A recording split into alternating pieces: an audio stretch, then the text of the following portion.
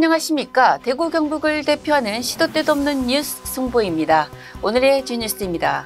초등학생부터 의대 입시를 목표로 공부시키는 이른바 초등의대반 학원이 대구 경북을 비롯해 전국으로 퍼지고 있습니다. 15일 교육시민단체 사교육 걱정 없는 세상이 내놓은 초등의대반 온라인 실태조사 결과에 따르면 제주를 제외한 전국 16개 시도에서 초등의대반 홍보물이 발견된 학원은 89곳이었습니다. 서울이 28곳으로 가장 많았고 경기가 20곳으로 뒤를 이었습니다.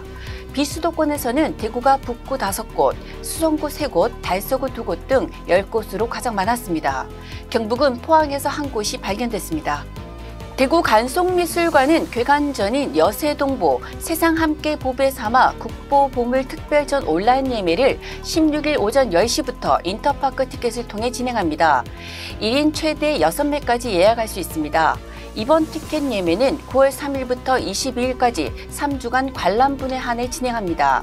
향후 5차에 걸쳐 2-3주 기간 단위로 나눠 단계적으로 예매합니다.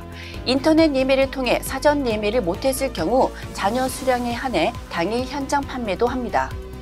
동대구역 광장을 박정희 광장으로 명명한 것이 논란이 되고 있는 가운데 홍준표 대구시장이 15일 페이스북을 통해 논란이 있지만 해야 할 일은 해야 한다고 밝혔습니다. 홍 시장은 앞으로도 박정희 전 대통령 기념 사업을 확대하겠다고 강조했습니다. 홍 시장은 올 연말에는 박 전 대통령의 동상도 세울 예정이라고 했습니다. 또 남구에 박정희 공원도 만들고 그곳에도 박 전 대통령의 동상을 세울 것이라고 덧붙였습니다. 이철우 경북도지사가 15일 도청에서 열린 제79주년 광복절 경축식에서 수천 수만의 독립지사들의 발자취 위에서 온 결의에 단합된 힘으로 대한민국 역사의 기틀을 만들어 왔듯이 경북도도 도민의 뜻을 묻고 모두가 공감하는 대구 경북 행정통합을 통해 지방을 살리는 새로운 물꼬를 터나가겠다고 밝혔습니다. 이 도지사는 대한민국 독립유공자들의 희생과 헌신의 높은 뜻을 기리며 경북도가 국가적 난제를 극복하기 위한 대한민국의 새로운 길을 만들어 가겠다고 강조했습니다.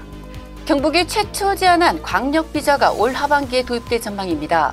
법무부는 지난 13일 정부 과천청사에서 열린 이민정책 활성화를 위한 시도부단체장 간담회에서 지역 맞춤형 비자 제도 확대 개선 방안을 포함한 지자체의 외국인 정책 참여 확대 방안을 내놓았습니다.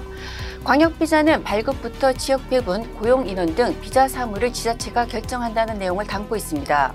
이철우 경북도지사가 민선 8기 취임과 동시에 광역비자 발급을 전국에서 처음으로 제안한 이후 시도별 핵심 쟁점으로 대두된 바 있습니다. 대구경찰청이 8.15 광복절 폭주족 집중 단속을 펼쳐 도로교통법 위반 등으로 65명을 검거했습니다.